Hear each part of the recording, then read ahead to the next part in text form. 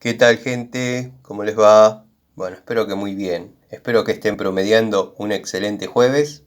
Este es un adelanto de un videíto, de una charlita que voy a hacer para los amigos que preguntan por ajustables francesas de 6 pulgadas.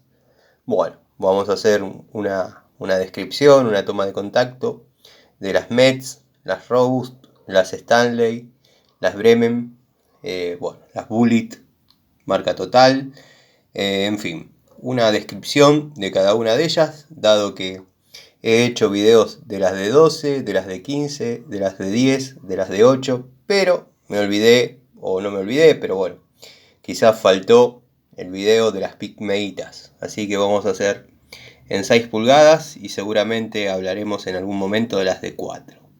Quiero aclarar que en este elenco, en este surtido, no está la Vaco 70, la 80-70, esas ya tienen su video aparte con toda la línea de Vaco, así que bueno, los invito esta noche seguramente, la charlita va a tratar de este tema.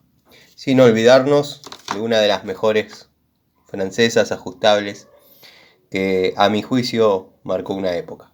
Les mando un saludo.